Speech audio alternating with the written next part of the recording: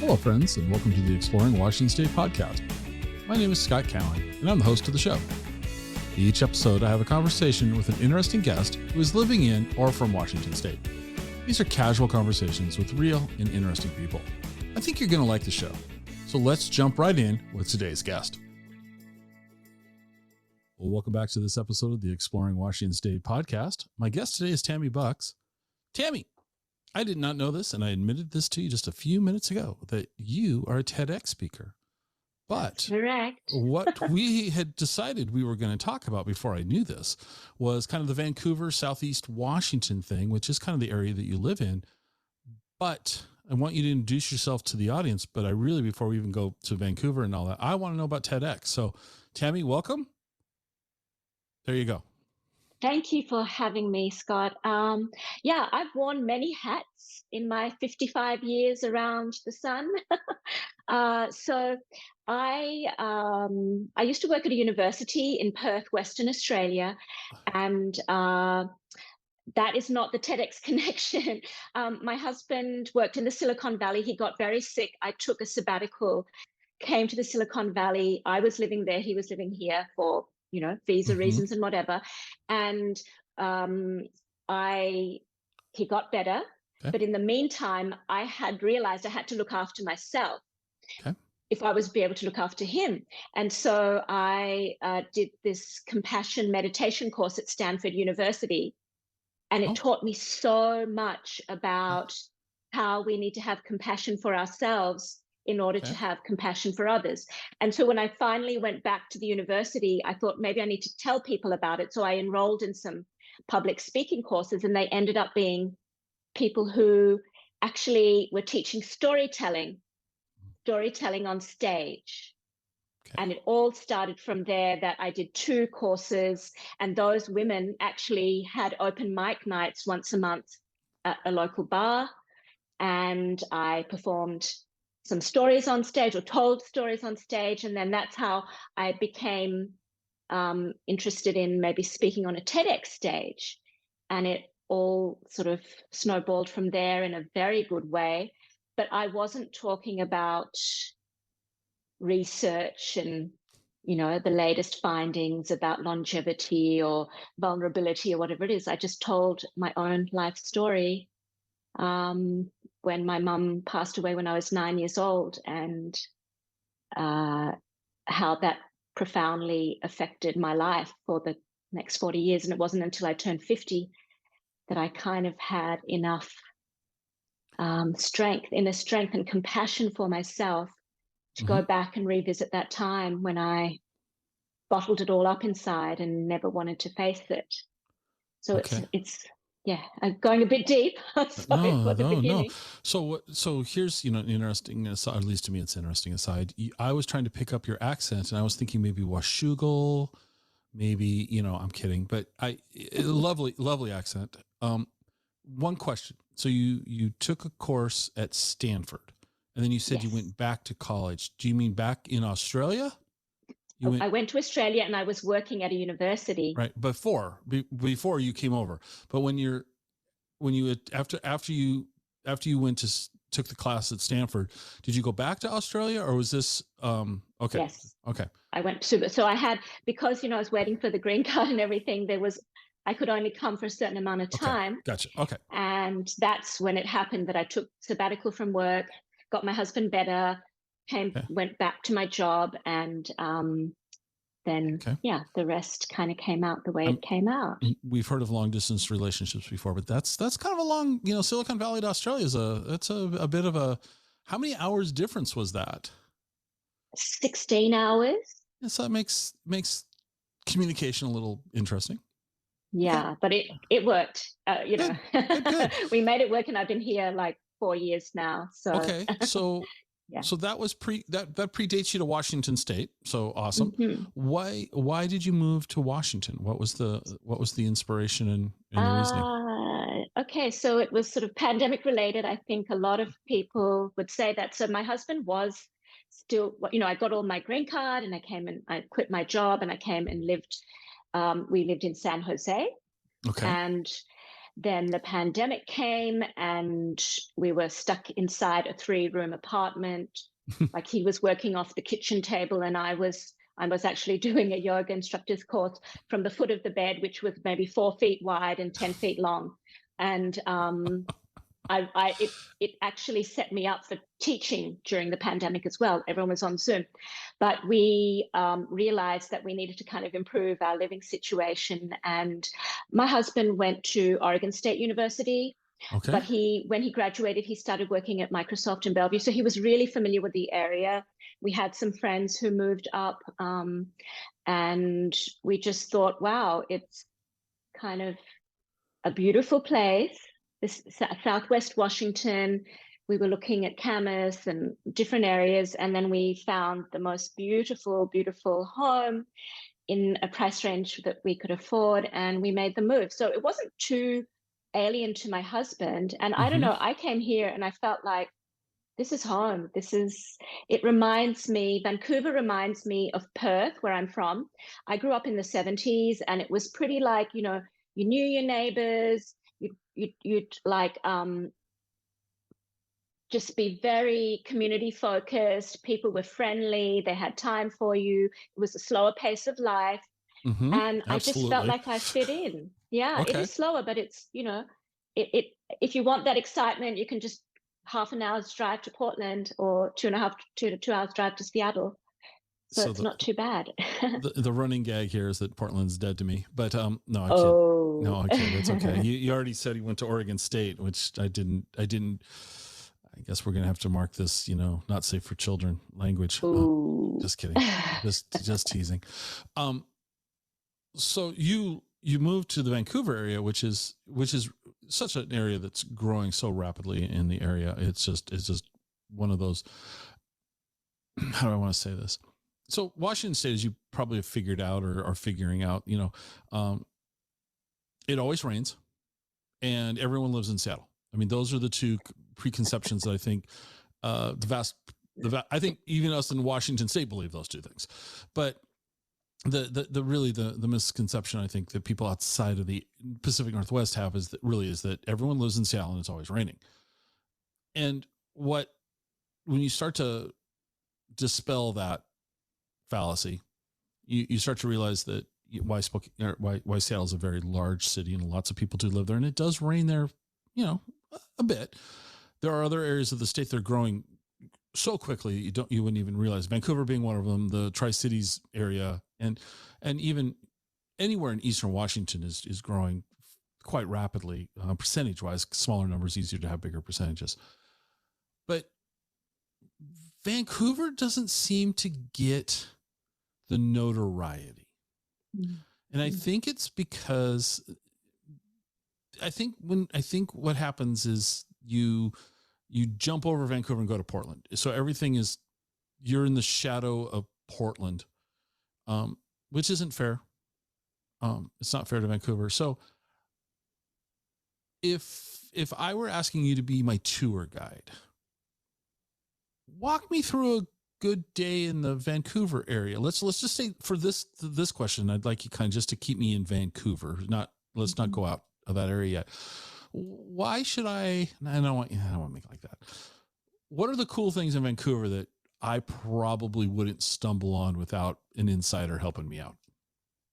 Well, I think there's a little bit more. I think people know a little bit more about Vancouver than they used to, maybe, but I might be wrong. So when we first moved here, we loved that new downtown waterfront area. It is so beautiful. It's safe, it's clean, it's picturesque. Mm-hmm. And it's like a, huge multi-million dollar, if not $1 billion. I'm not really sure. I haven't looked at the numbers, but I think it's getting close to lots of money. A lot of money. It was an old industrial port owned by the Port of Vancouver, mm-hmm. and they revitalized it. And there's shops and restaurants and living, lots of mixed use mm-hmm. apartments and things like that. And so that's one of the areas that I find is a really beautiful place to show people like straight away, because it's lively And especially in summer, like, okay, yes, it does rain, but our summers are amazing. The weather, it's so sunny. It almost never rains in summer. And it's warm, sunny, long, we've got long nights and beautiful sunsets down at the waterfront. That's gorgeous. And there's a really nice long walking trail. And there's a little bit of the old Vancouver. If you head sort of west towards Lake Vancouver side, on that trail, you'll see all the old rail yards, and there's a lot of train movement. So I find it's kind of really authentic as well, because if you want that, you can just keep on going down and you can hear the train clacking on the bridge and things like that.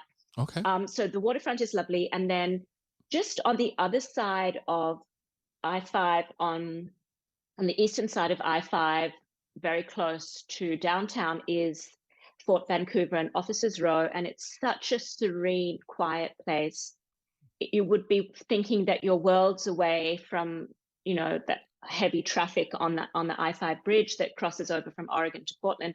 I think you're a couple of miles away. You can actually hear the sounds of the traffic. But if you keep on going deeper into Officers Row and into the parkland, there's parade grounds and beautiful, very stately homes that have been preserved. It's actually a National Historic Site. A lovely place to walk your dog or to just, relax and just sit under the trees or whatever, take a break. That's a really lovely place to go to. And there's very quirky shops downtown. Okay. It's almost like anything and everything you ever thought of. There's Love Potion magical shop. Like, it kind of stuck out when we drove down Main Street. We're like, wow, what is Love Potion magical? It's been there for ages, right? And they've got all sorts of esoteric, interesting things inside. You've got one of my favorites also, if I'm not a coffee drinker, but I do like to go to Dandelion Tea House. So Dandelion Tea House is downtown, and they've done it up so beautifully. It's a place where you can like hang out and work or meet friends or whatever. And they've got beautiful little tea concoctions and things like that. And it's all brightly colored, rainbow colors. And they've even got like a nod to the Partridge Family in the restroom. It's all done up in that 70s look. And it says, come on, get happy. So people from a certain era will know that we're talking about the Partridge Family and that. Partridge Family. So it's very like this. It's very individual. I wonder whether it's like different from Portland, because I think people here, they just are who they are and they're following their passion, and then they just open up these shops. And there's a knitting shop that has just opened, yarns.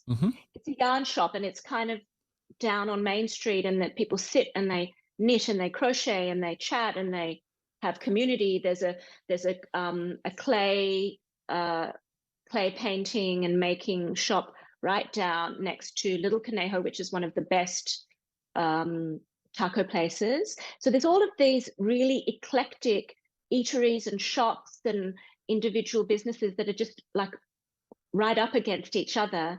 And it makes for this beautiful melting pot.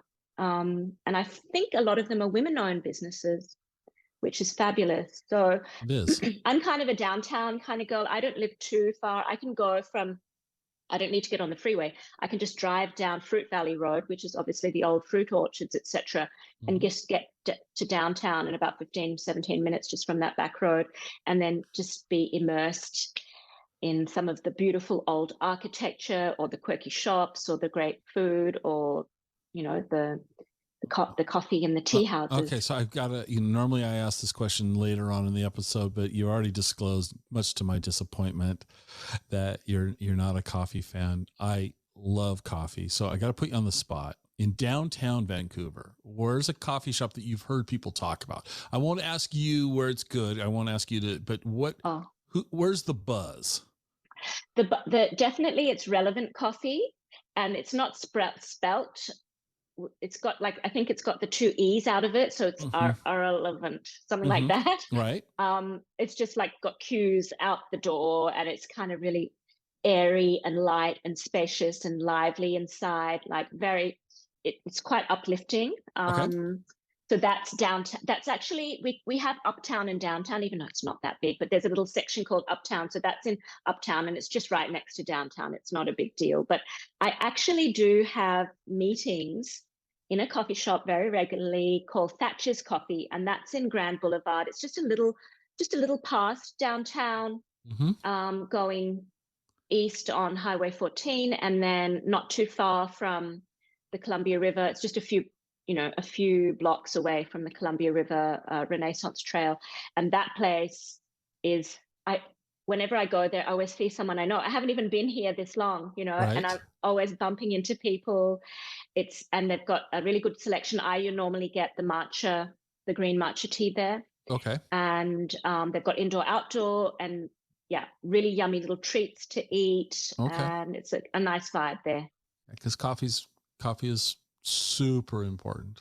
It's super important. Mm-hmm. Every community has to have a great coffee shop. That's my honest opinion. I think you can learn so much about a community when people gather. Like, interesting. I really kind of like one of the things you said that was, I think, kind of very cool is that the knitting shop where people are actually sitting around knitting. And at first I kind of, I'll be honest with you, I kind of did a mental like yawn, like, oh, but actually in all fairness, that's very cool that the store brings that sort of connection to people that are into knitting. And it's, I know people that are into that, and it's very popular. Very, very popular and very devoted people. And so I like the idea that a merchant makes place for community within it. So coffee shops can lend themselves to that. So I always gauge my enthusiasm for a community based on coffee. That's just my thing. And Relevant is a very cool coffee shop. It is. Oh, have you been? I've been, yeah. It's very Yay. cool. Yeah, very cool. And there's the other one that I cannot think of the name of it. It's a woman-owned coffee shop. It's right where the farmers market is on Saturdays. Oh, Cassie X. I think that's how you say it. Yes. And she was, there was a barista competition in Portland. Sorry, but that's okay. You might have to We're just going to mark this one as explicit, and that's just the way this episode's going to go. Bleep.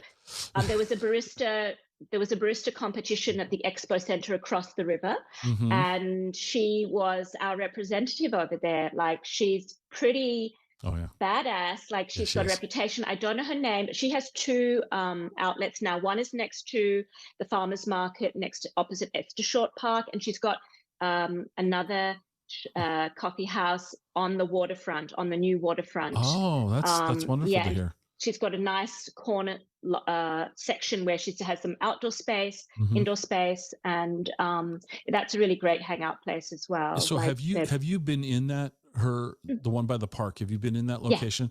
Yeah. Have you? The thing that got me when I was there, and I never seen this in real life. She has a siphon press. Have you ever watched you need to go in there and just watch when they're using a siphon press. It's like a science experiment. It's like there's a halogen. It's like a Bunsen burner. It's halogen though, so it's lights, and it when I was there, the lighting was red, so the water's bubbling and it's red, and it goes up, and it's like watching a science experiment. Even if you don't drink the coffee, just to watch the preparation is absolutely so cool. And she was such she was a wonderfully welcoming person. The store wasn't very busy when I was in there, so we chatted for quite a while, and I was just super impressed. And the way she sources her coffee, she tries to buy from woman-owned growers, primarily in Mexico, and so she's really trying to make the whole supply chain as ethical. And coffee has there's some problems with coffee, and she's making a substantial effort to do right, and I think that's awesome. Okay, so we've spent a little bit of time in Vancouver, but now I'm hungry. And you said another word that I really like. You mentioned tacos. You kind of slipped tacos in. Let's go back. It's lunchtime on our random journey today. Where's a great place to grab lunch in Vancouver? Yeah, so I did mention Little Conejo. That's like one of my favorites because it's like non-fussy, like just what you see is what you get. And they've just got a very small menu.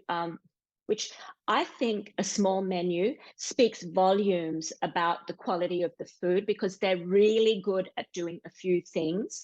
I mean, not, not always, but I feel like when the menu's like really readable and approachable, and it's got everything you want on it, then what do you need? Why do you need to go, write an encyclopedia, right?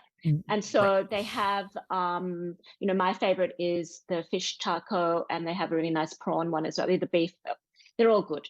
Even the mushroom one. Oh, I had their mushroom tacos was really, really yummy. And so that's a kind of cool place, because they have like all these old kind of tables and chairs inside, like repurposed and vintage thrifted or whatever, which adds to the atmosphere. Right. And they've got a little outdoor seating area as well. Okay. So we often go down there and grab a bite, which is lovely. Okay. Yeah. And there was something, am I allowed to, not allowed, but there was a big hyped thing that happened, and it was hyped, and I got sucked in, and then I was very disappointed. There was supposed to be the Winston's British fish and chips truck. Okay. So the guy said that he was the chef to Princess Diana or something. And so he licensed his name, and he collaborated with these people who live somewhere here in Southwest Washington. And we went, because I'm from Australia, we do really good fish and chips. Okay. Former British colony. You've got the beer battered fish and chips. We're spoiled for choice of how good our fish and chips are in Perth, especially because we're like a beach town. It's not even a town. We're like 1 million something people, but it's a beach city.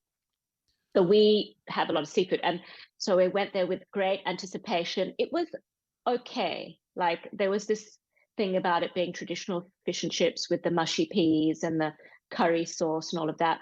It was just okay. But that was, sometimes you get let down and you get pulled into the hype. So we're gonna go down a rabbit hole now, okay? Yeah. We're gonna go down a rabbit hole. Because I was gonna ask you about Australian food, but you gave me I'm not gonna ask that question. I'm gonna go different direction. I've had a guest on before. He is the stadium announcer for the Seattle Sounders, and he's British. And there's something about Australian and British accents that are just really cool. I mean, you could just speak gibberish and it sounds cool. So we're like, we love it. So he was a guest on the show, and wonderful man. Just enjoyed our conversation greatly. And we follow each other on social media. And this was, I think, on Twitter 2-3 weeks ago. And somebody posted, and I don't know why, but they posted something along the lines of, name one thing. And it was kind of trying to be a dig at the UK. And I think it was probably around the coronation, all that. And I'm not trying to go there, but it was like, name one thing that the British do better than Americans. And his response was fish and chips. Okay. And so you just brought fish and chips.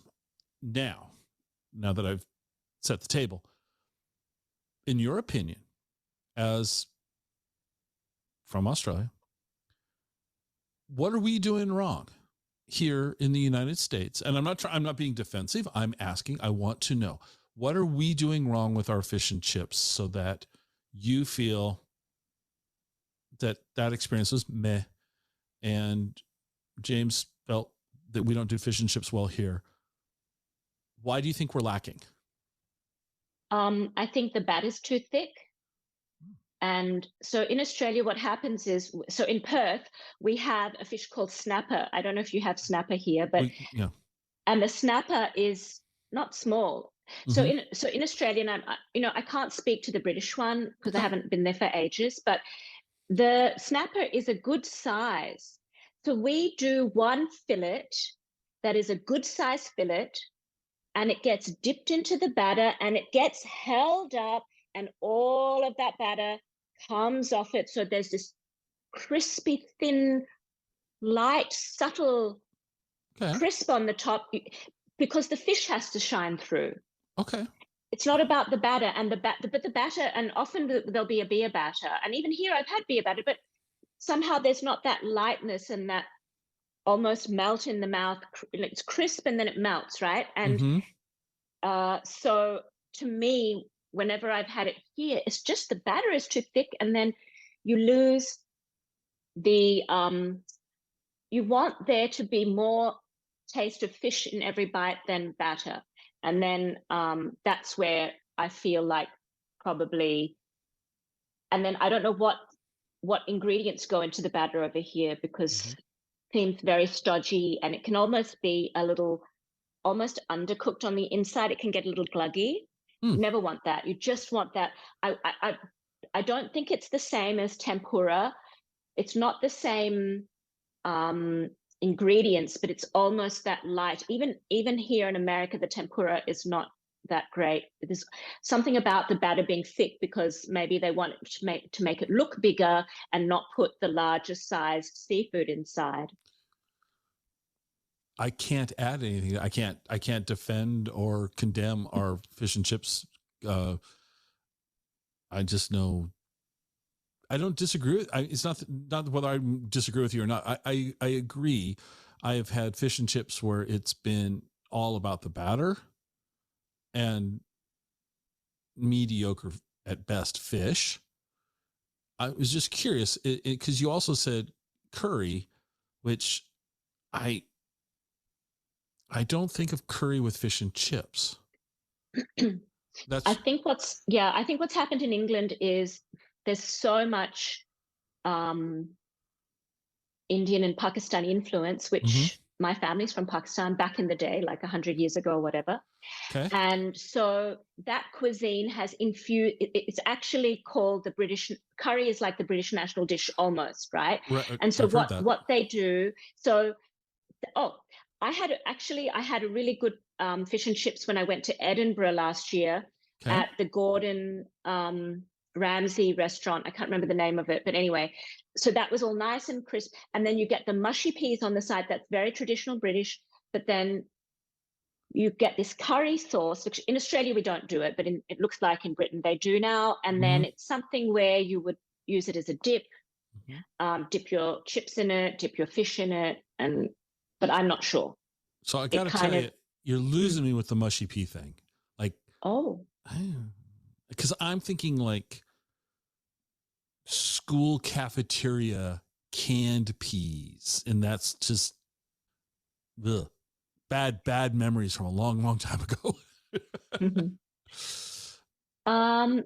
So at Gordon Ramsay's restaurant, the mushy peas were like incredible. It was springtime. They were fresh spring peas, and they're not mushy. It's not mushy. It's almost like you have a very light mash pea. Okay. Like you would mash potatoes or mash a cauliflower or something, but still keep the integrity. If the so it's peas and mint and I don't know what, delicious. I was surprised actually, but it is very traditional in England. You go to the pub and you can get fish, chips, and mushy peas, and gravy or whatever. I'm not sure. So I'm going to pull this back to Washington State, but I'm going to bounce back out to Australia here. Do you drink beer? No. Okay, because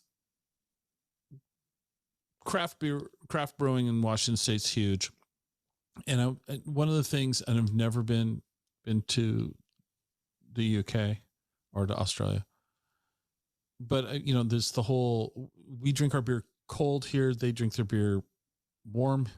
Never quite got that. I watched Ted Lasso. That's my introduction to British pub food, is watching Ted Lasso. So I must know everything. But you're not a beer fan, so we can skip that one. Okay. Yeah. Sorry. Right. Can't answer that. That's okay. We won't ask you to make up anything. So what else has Vancouver got going for it that you find? What do you and your husband like to do? Imagine now it's a Saturday afternoon. What's going on? What's happening? We are huge road trippers. We do day trips. We do overnight trips. We do 2-day trips. We do go in the morning, come in the evening, cover hundreds of miles, because it's just something we just love to explore and see different places and experience different landscapes and stuff. So of a weekend, we would actually, there's quite a few beautiful places to see that's within 45 minutes of downtown Vancouver. So obviously the very typical kind of thing is to go on Highway 14 and head towards the Columbia Gorge, go through Washougal, and then end up close. The close viewpoint is Cape Horn Overlook, which to me, it never ceases to amaze me how beautiful that spot is. It's right on the cliff, and then you've got this gorgeous stretch of land and forest underneath, and then the Columbia River, and then all of the waterfall corridor on the opposite side of you. And every time I go there, I'm like, I should be singing this Sound of Music and, climb every mountain. It just makes me feel like, Maria on top of that hill in Austria, and, it's kind of green and beautiful and rolling. So that is really pretty. And then if you continue a little further and go through to Skamania County, there's a lovely town called Stevenson. It's on the water. So some nice places to eat there. There's a very cute Clark and Louise is a cute place to eat on the waterfront. So they've got indoor, outdoor, lovely little walking place. And I think a lot of people do windsurfing there. I don't do windsurfing, but that's kind of nice. But my favorite, like when I have visitors, I take them on this little loop, or my husband and I, because the landscape changes in every season. So it's worth going multiple times to different places every few months, because it's completely different in summer, completely different in spring, autumn, and winter. And there's so many places that are stunningly beautiful in winter. So I don't miss out on any season. So one of the places that is pretty close by to where I live is the Cedar Creek Grist Mill. And I think there's on Explore Washington State website, you've got it, someone's written a really good write-up on that. But it's a beautiful historic mill. I think it's dating from like 1876 or something. So we've got this mill on this gushing, roaring creek, and there's a hydropower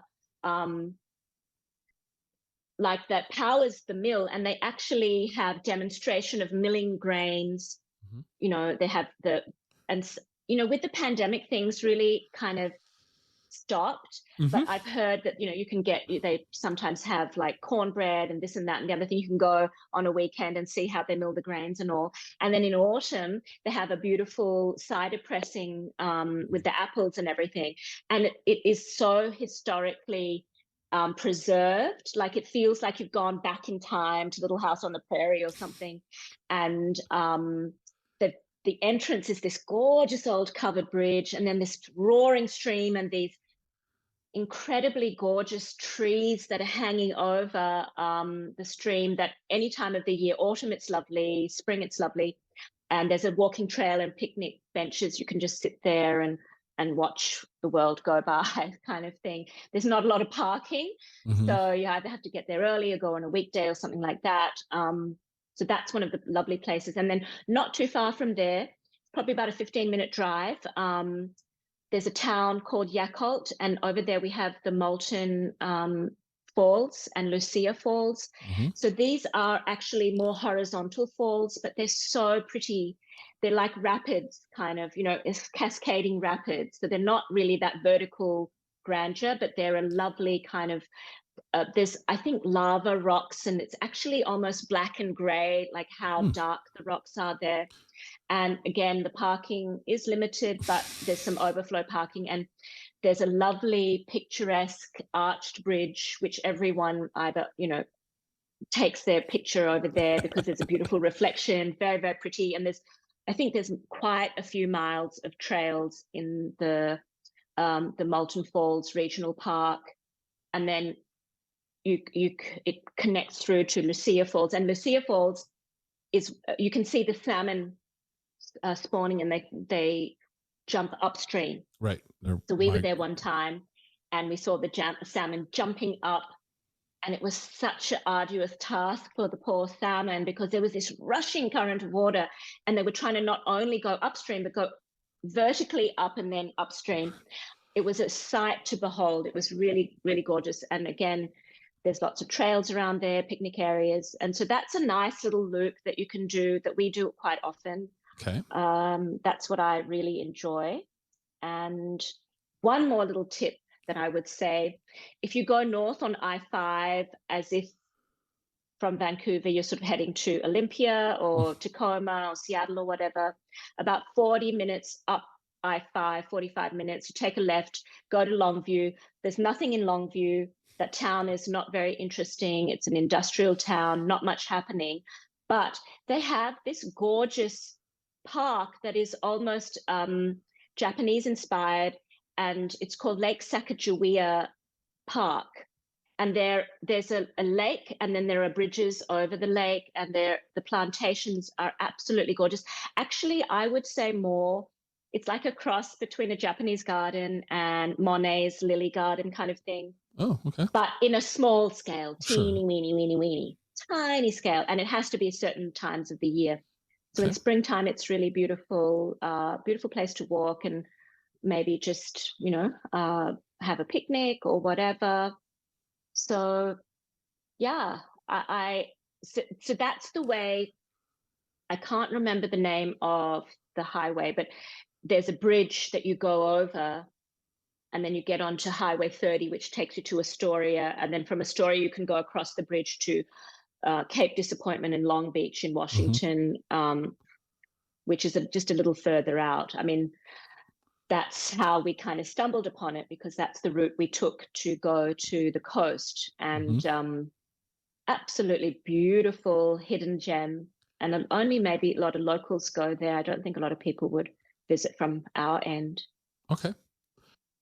2 questions. I'm going to ask you a coffee question. When was the last time you were in Stevenson?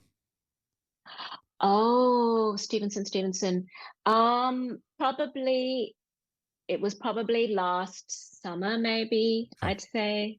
So did you, not that you're a coffee person, but did you notice I'll say there used to be, I don't know that I was there pre-pandemic.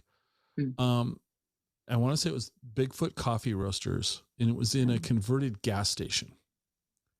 Does that ring any bells with you? And no is okay. I'm just asking. Yeah, it doesn't ring any bells. Okay. Because everything changed in the pandemic. Like so many things got shut down. I stumbled into there one time, not stumbled, but I stumbled upon, coffee shop in a gas station, and you're kind of like, but it was a fabulous place. Okay. So the other question I have, when you're going out that direction, have you ever been to Goldendale? Oh my goodness. Yes. But we did it. How we did it was, not last year, but the year before, we decided to go to Leavenworth for Thanksgiving weekend. Okay. And that's how I found out about your beautiful town of Wenatchee, which is where we stayed. Okay. And so on the way back, so we went to Leavenworth on Thanksgiving night when they first turned on the Christmas lights, the first night of the Christmas lights. So there was nobody there. Empty town. You had it all to yourself, you and 50,000 other people. There were so many people, and not a single place was open to eat. Nothing. There were 2 places to eat, and there were queues like crazy. So luckily we were in a hotel in Wenatchee, and when we got there, they had an in-house restaurant, and we got food, and we were so happy. And so on our way back, we drove back the other way, and I'm not sure what highway that is, but we went on the east side and down to Yakima. And when we went to Yakima, then we came down through Goldendale, but we didn't, like Marysville and all of that, but we didn't, like, because we were back from this long trip, didn't quite do anything much, just saw it. So Goldendale is an interesting place. First off, it seems like it's windy there 365 days of the year. It just seems like it's odd.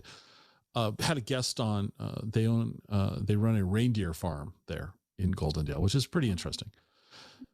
But my wife and I forget. Oh, I think we went and saw a friend's band play in Portland. There we go again. That's not true. I never went to Portland. No, just kidding. Anyway, on the way back, we stopped at the Goldendale Observatory. Have you heard of that? Mm-hmm. So that's at least what I recall, that's the largest privately funded telescope in North America. And it was built by volunteers. So the building is really cool. And we were there, and it was a beautiful sunny day. It's absolutely, in fact, some photos popped up on my iCloud saying, hey, remember this type thing. And I was like, oh yeah, it was a beautiful sunny day, beautiful building. And we're just walking around, and the ranger goes, hey, do you guys want to come in? We're going to be doing a speech, do you guys want to come in? And we decided to go in thinking, oh, sure. Well, we were there 2.5 hours. It was a 2.5 hour presentation. We got to look through the telescope and it was like, I had no idea it was going to be 2.5 hours. It was very cool, but it was long. But I highly recommend, if you're at all interested in that stuff, that the Golden Dale Observatory is almost like, I'll call it a must see. Like when you go to that area again, add that to your guys' list. And it's a fascinating thing. And then go check out the reindeer farm too, because they're really nice people. But did you go to? So you didn't go to Maryhill, but did you drive past the Stonehenge replica there? See, the problem is, like, because we were just so exhausted and trying to get back, I found out later about that Stonehenge thing, which I think we will go to see. Yeah. Because I'm always interested in these types of things. But what I wanted to ask you was, is the reason that the observatory is there is because it is a dark sky area? Like, is that known for being a dark sky area? No, I could speculate and make something up that might be fun, but I don't know the answer for why it got started there. One of the things I've tried for the last couple of years is to have somebody from the observatory on the show to talk about it. I just learned about the telescope because of the presentation. So I don't know. I almost kind of think it was it's a good location. Yes, it's a good location, but I almost think it's where the volunteers were able to do it. And there might've been somebody local in that area. But the Stonehenge Memorial, which is a tribute to fallen soldiers of World War I, is a really interesting thing. And when you're up there, the views of the Columbia are magnificent. They're magnificent. So you add that to your list of places to explore. Oh yeah, for sure. Like we did really want to go back there, and I don't think we really have plans. It's a little bit, so it's kind of long. So we need to know that we're going to be on a long day trip. We don't necessarily always stay overnight, so it's just something we've got to plan ahead for. And then, sometimes the weather's a little inclement, and that highway, like we have to wait for good weather. Right.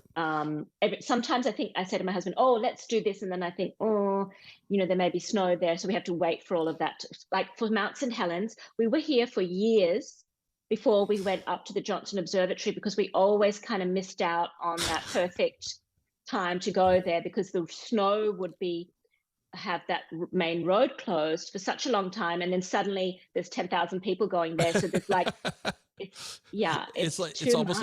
almost like you went to Leavenworth on Thanksgiving. Yeah, it's and then when you do finally get there, it's like 100 degrees because that's kind of when it opens up, and then it's so hot over there. So we did end up going.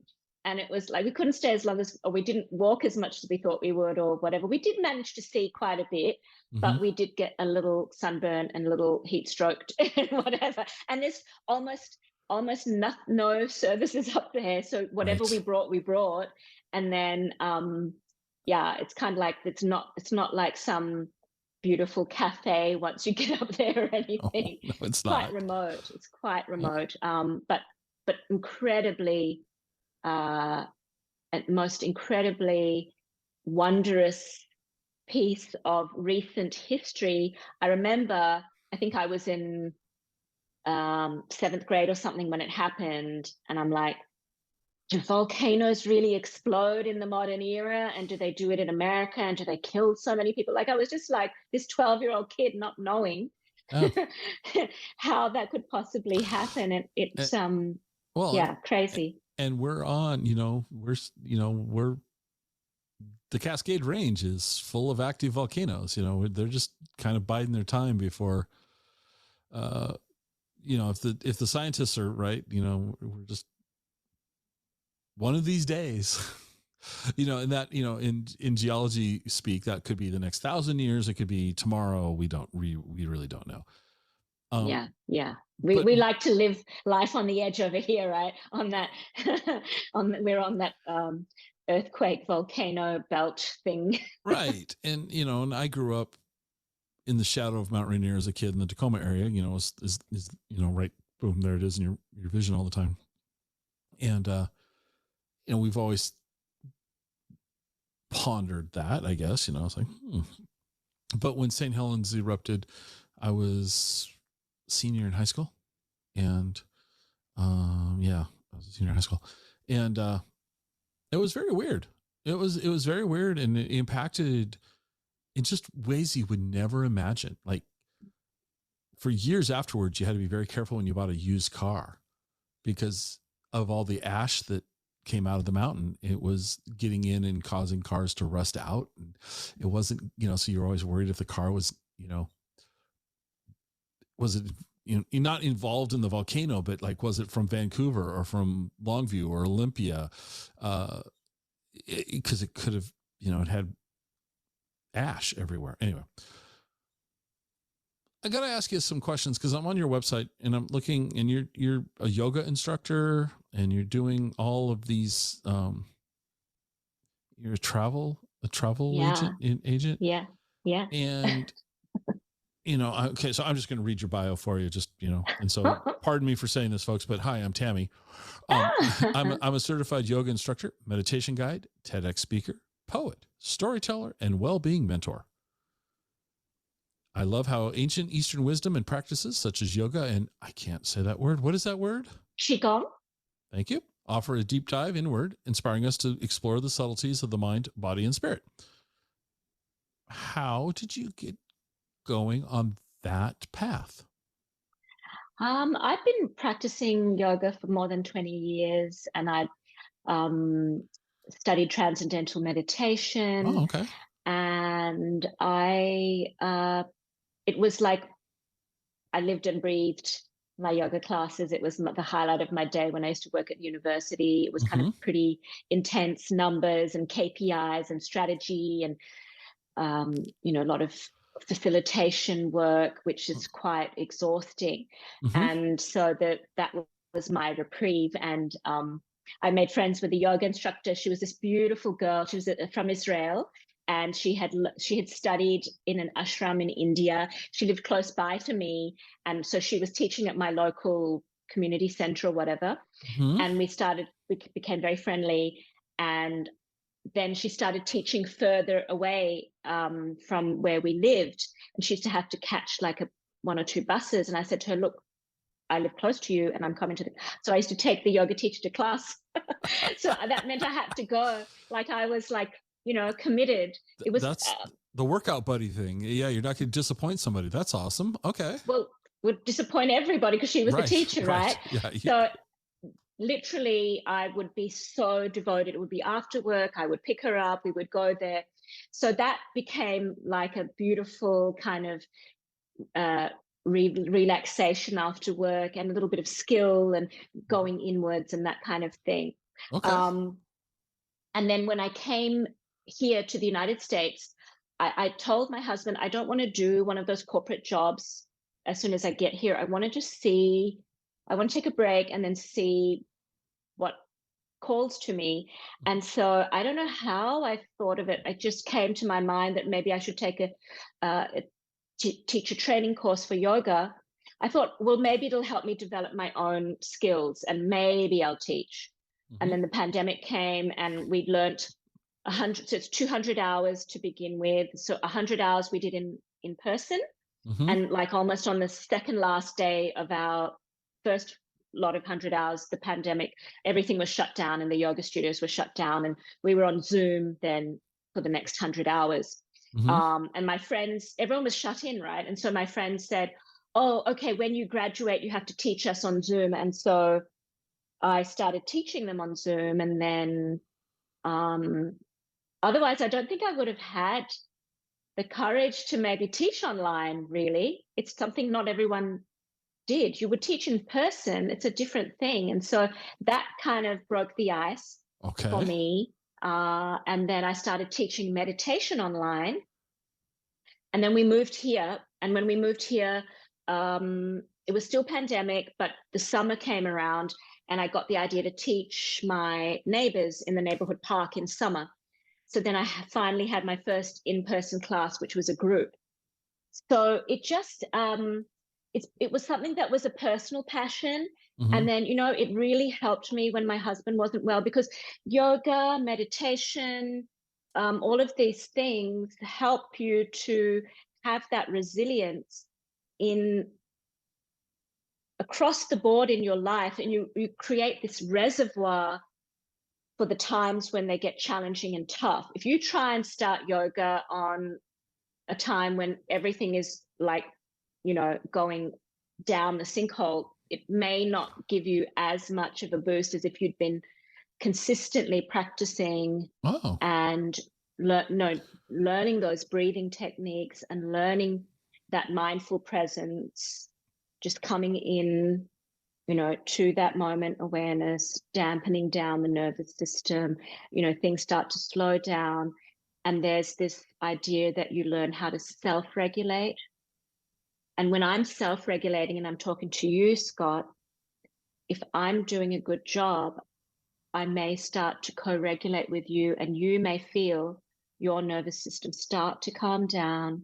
The heartbeat starts to, the cadence starts to get into a nice, regular, gentle rhythm. The thoughts are less swelling. And so I just kind of did that with you. Right. But, and I noticed that. Actually, I noticed there was this noticeable change in the way you presented things right there. And I felt it differently. So, I mean, it was yeah. And so it's something interesting. And so I'm still a student because obviously, when you're teaching, you're constantly honing your skills at how to teach. So I'm constantly, like 5 days a week, I'm actually on Zoom with my old studio back in Silicon Valley because they're all my teachers and I love them. And so what happened was that I got a little bit of joint pain in my knees and hips, and I couldn't teach all these difficult poses. So I went headlong into Qigong, which is it's an ancient Chinese movement practice, which is similar to Tai Chi, but much easier. There's no choreography. There's less that you have to flow and remember. It's more about moving the energy that's inside your body and harmonizing that with the earth, with the cosmos, with the natural world. And when we go out of balance, we can get stuck emotions and stuck thought patterns, and we move the body and breathe and visualize in a way that the stuckness gets just discharged from the body down into the earth. And then we nourish the tissues, the organs, the bloodstream, the lymph. All of that gets nourished as we move in unison with the natural world. And then we harmonize everything. It's because we, in traditional Chinese medicine, which is Qigong is part of traditional Chinese medicine, where we are trying to master. Qigong is about learning to work with the energy. And, George Lucas, he knew it. It's what he calls the force, right? He learned it from Shaolin Temple. It wasn't his idea to begin with. And the force is where you can use your mind and do all sorts of things, right? So some of my students, they joke and they say, oh, I'm in Jedi training with Tammy and all of that stuff. It's not really that, but there's lots that you can achieve. And so, we learn how to move energy in our bodies because we have we're electromagnetic entities that have a charge, and the earth has its own electromagnetic charge, and the cosmos has its own orbits and physics going around. And so it's actually plain for the eye to see. It just feels like it's woo-woo, but it's actually not. It's thousands and thousands of years of wisdom for us to be moving in harmony with what we call in Qigong, we call the heavens and the earth, or the cosmos and the earth, right? And so that's kind of what I teach and what I do, which I love. And it's helped me so much. It helped me so much every time I faced a challenge, because what happens is when you have hardship, trauma in your life, if you don't deal with it, it gets stuck in the tissues and the organs of the body, and that's how people get sick. There's many ways you can discharge it, one of which is to feel the feelings and let them go, and the other way is to release it out of those tissues. It's locked up and we need to release it. Okay. Yeah. So I don't normally ask relationship questions, Mm. but you're in Australia and your husband went to Oregon State. How did you two meet? We're family friends. Our families were friends. So Well, but we, once again, he was in Oregon State, so I don't know. So that's a lot of mileage yeah, between. no, it's actually because both our families were originally from Pakistan. So he Okay. grew up there, and then I was born in Australia, but we used to visit every Christmas holidays. And Okay. so the families were friends, and then that's how we Okay. All right. met when we were teenagers, and then we rekindled sort of years later. We Oh, kind of okay. found each other on the internet or On whatever. the internet. And Okay. yeah. Oh, that's a cool story. All right. Very cool. Yeah. Yeah. So I'm going to ask you a couple more questions and we'll wrap this up. So how do I want to do this? On your planning list right now for Washington State, got anything planned that you guys are going to go see? Anything this spring, summer that's on the like we want to go here type thing? We have been to the San Juan Islands before, but I think we want to go again because we love it, and summer is such a fabulous time to go there. And we were just in Skagit Valley. We went to Bellingham, and I had no clue that Bellingham was like the prettiest town. Such a pretty town, and such a beautiful historic old town and all of that. I just had no clue.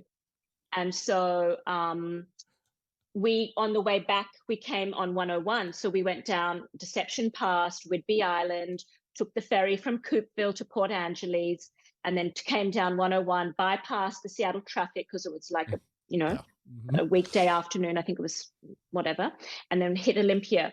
But on the way from Port Angeles to Olympia, I didn't realize the Olympic National Forest is so huge. We kept on driving and driving and driving, and the whole way down, we had the water bodies. The water body was on our left side, and Olympic National Forest edge, the right on the edge. So I think we have to go back there. And I'm not sure it's so huge that to say that I would need to pinpoint it, but I haven't done enough research. So that is definitely on my list because, I mean, I don't know. I think Washington beautiful. State is so pretty. Like, it's so hard to choose. I met someone. So yes, I teach yoga, but I am also a travel advisor, right? Right. And so, because yoga doesn't take all my time, I'm not like teaching 10 classes a day or anything. And so that is my passion. It's what I'm trained in. But I'm part of a company called Fora Travel. It's a startup. It's been Wall Street funded, and what they're doing is it's a travel agency for the modern era, that there are insiders all over the world who are travel advisors with Fora. We're all independent, but we have that umbrella. We have training with them. We have like so many affiliations with them on like almost every hotel in the world we can book you, right? And we've got some excellent packages sort of with different groups, right? Okay. But what they do is they'll tell you, like, why don't you try and get in touch with people in your state or in your area and just try and meet up or whatever. So I met a wonderful girl from Spokane, but I haven't met her in person. I just met her virtually. And then I looked it up and I said, wow, that's a town worth visiting maybe. And I just had no clue that Eastern Washington is so interesting.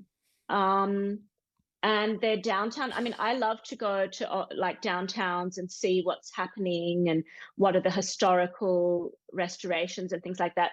I don't know if we're going to make it this summer. Maybe is it a place, do you think, to go to in autumn? Is there like lovely leaves there?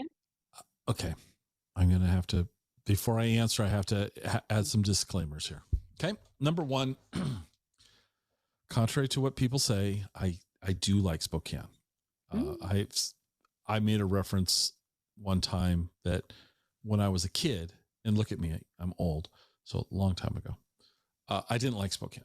And I grew up in Tacoma. We looked down on Spokane, which is kind of funny if you think about Tacoma looking down on anywhere. Anyway, some people actually, and I do this every time I talk about Spokane, I have to add the disclaimer because I actually received multiple social media comments and multiple emails directly to me saying, how dare I talk disparagingly about Spokane? Okay. I think Spokane is a great place to go. I really do. That being said, I don't want to go to Spokane in the winter. So it's just Eastern Washington. I live in Wenatchee. It's beautiful here. We get snow. I don't want to go anywhere anyway. Okay. So if you're going to go to Spokane in the fall, I think that's a lovely time of the year to go. Okay. Spokane is a really interesting place with lots and lots of things to do, things to see, great food scene, music scene's pretty good too. In fact, my wife and I, we like to go see live music. And since we live in the middle, we can go to Seattle, we go to Spokane. They're about the same distance. We choose to go to Spokane most of the time. So I absolutely encourage you to go to Spokane, but I wouldn't encourage you to go during winter. Yeah, I was thinking, and I'm not sure, like, there's so many places that are ideal to go in summer that you would really, really just want to make sure. Like, I think Olympic National Forest is something that I would go in summer, but maybe, maybe not in the height of summer, in the height of tourist season, but maybe, try and pick a time or whatever. And then fall is always a good place to just try and go somewhere where there's lots of beautiful color. But yeah, so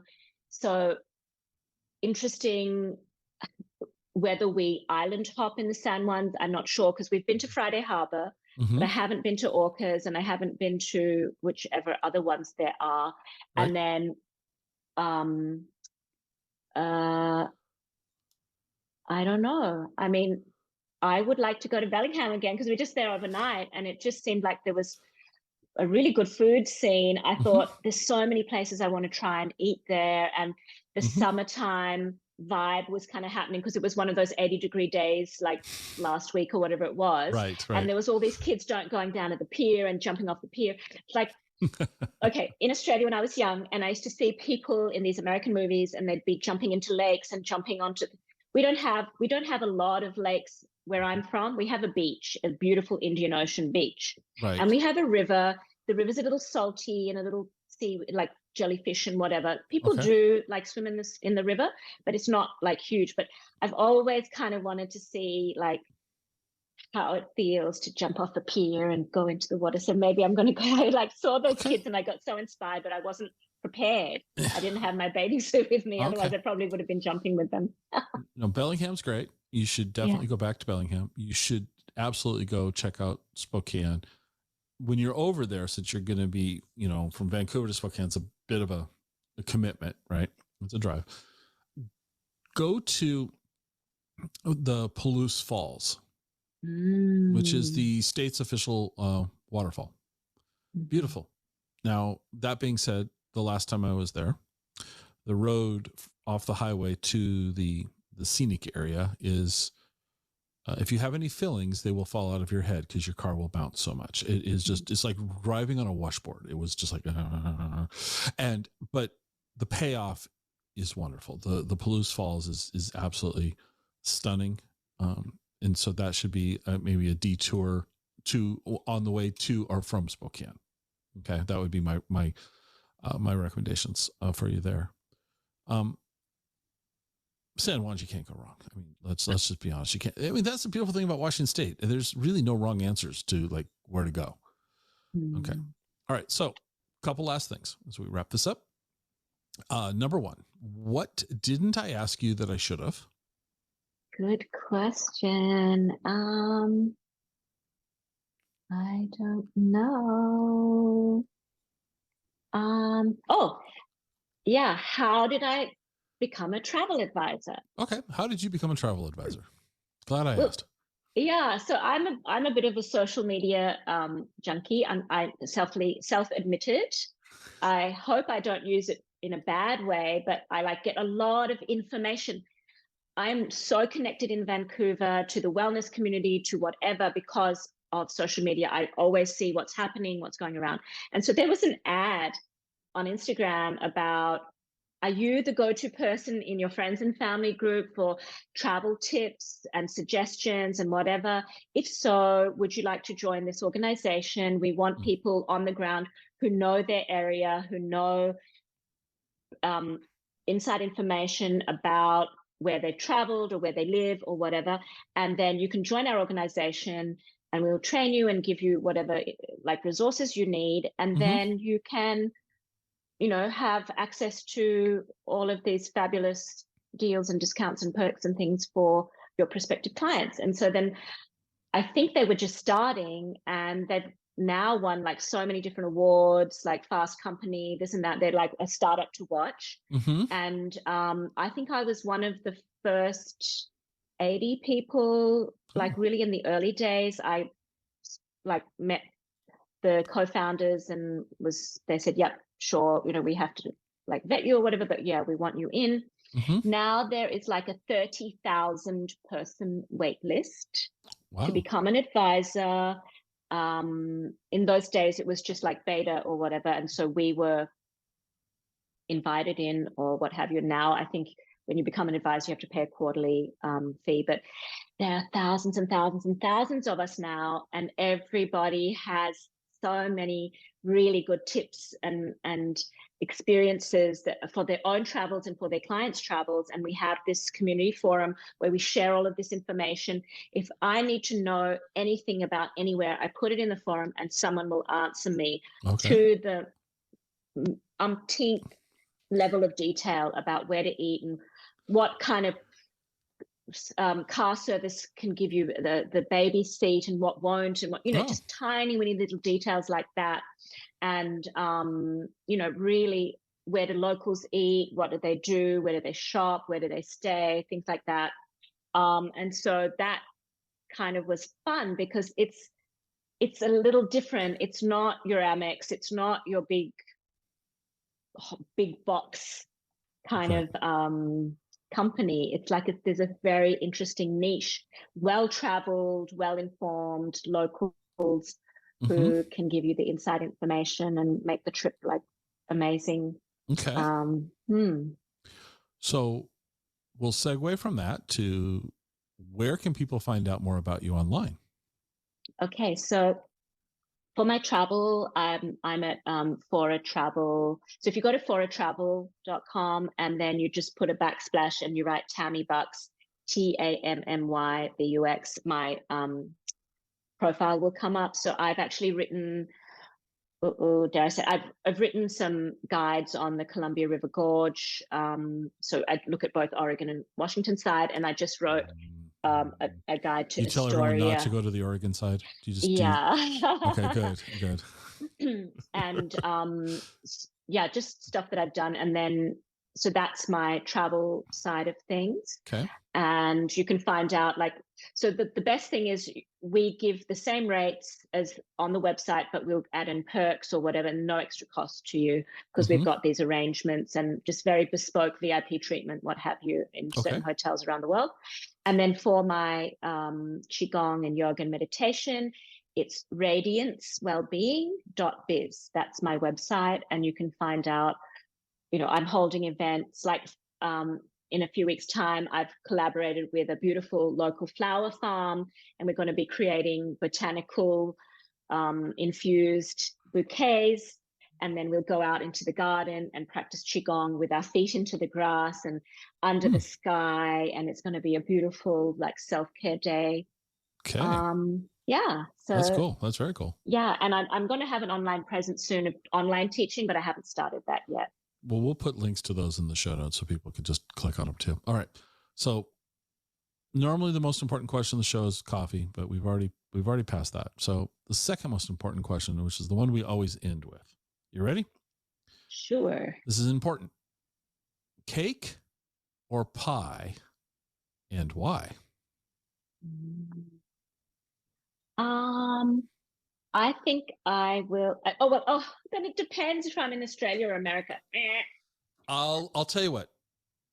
Answer the question for America, please. Okay.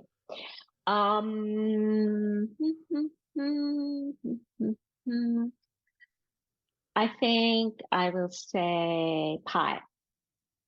Why? And what?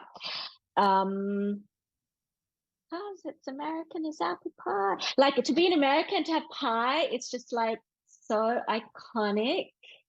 Okay. and it's so cheesy and cliched, but it's so cool. Okay. There's no wrong answer here, by the way. There's no wrong answer. But now, yeah, you can go to like a dive, like not even a dive. You can go to a chain diner and you'll still get a pretty decent pie a la mode or with whipped cream, and it's just comfort food. Cake, you never kind of know what you're getting. That's what I feel. All right, but now you said Australia, so if you were in Perth, what would the answer be? Cake. Okay, so why? So where I'm from in Perth, it's pretty multicultural. We've got lots of Italian, Greek, and Asian influence and Southeast Asian influence. But when I was growing up, we had this Italian bakery, like sort of in the inner city. Mm-hmm. I think it's been there since 1950 something. Okay. And family owned and run until recently. And they made this Saint Honore cake. So the Saint Honore cake is like sponge with different flavored custard. And then it has a puff pastry base and it's got profiteroles around it.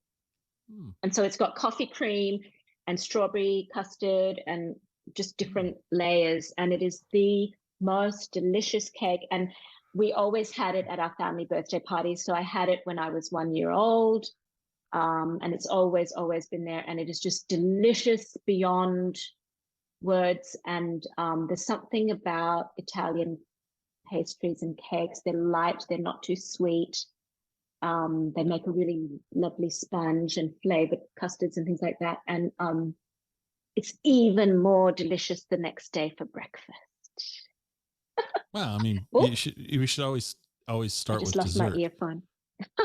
Yeah, I think, I remember on my 40th birthday, we got that cake and then we had it for breakfast the next day as well. That sounds awesome. Well, Tammy, I really appreciate you sitting down with me today. I think what I'm impressed with is you're a newcomer to the state, and yet you've made a big effort to get out and explore your community and the region. We won't give you too hard of a time about going to no, lovely state too, actually. Beautiful. You've been to the Oregon coast, I assume? You've been down to, I mean, it's just, it's beautiful. Yes. But one thing I didn't mention is Cape Disappointment Beach and the lighthouse in Long Beach with that beautiful new boardwalk and the kite festival. Like, there's lots happening there. We're upping our beach game in the state. Yeah. Okay. But I just think it's great because so many of us, we move to a community wherever it may be, and we just, we hunker down and watch Netflix and stay in our homes, and we don't get out and explore our communities and our areas. And Vancouver, you're lucky. I mean, you can go, well, you can go to Oregon. I mean, as much as I tease you, but you can go to the Pacific very easily. You can go east along the gorge. You can go north up to, Mount St. Helens. All of those are easy day trips, if you will. Yeah. And if you want to, it's not that hard to get to Bellingham, and Bellingham's a great place. You should go to Port Townsend if you haven't been there. You should go check out Port Townsend's Port Townsend's a lovely place. Definitely. Oh, hold on. I think I got mistaken. I wonder where the ferry from Coopville was to Port Townsend and not Port Angeles. That's what I got confused. Yes. Yeah. So you should go spend an afternoon or a day in Port Townsend. It's a lovely place. Really nice. Port Angeles is great too. Don't get me wrong. I mean, and then the Olympic National, there's just so much to do here. So, thanks again. And I wish you all the best in your yoga and travel and hopefully you can get back to Perth and have that cake, because you made it. That sounds pretty darn good. It is heaven on a plate, I must say. All right. Thank you. Thank you for having me, Scott. And I look forward to more collaborations with Explore Washington State in the future. Let's do something. Yeah. Okay. Yeah, I'll be writing some articles, so watch out for that. Awesome. Hope you enjoyed the show. You can reach me on Twitter at ExploreWaState. I'd love to hear your comments. You can also visit our website at explorewashingtonstate.com. If you know anyone who would like the show, it'd be amazing if you'd share the show with them. This is the biggest way that we grow this show. Good old word of mouth. I'm glad you were here with me today, and I hope to have you listening to the next episode. See you then.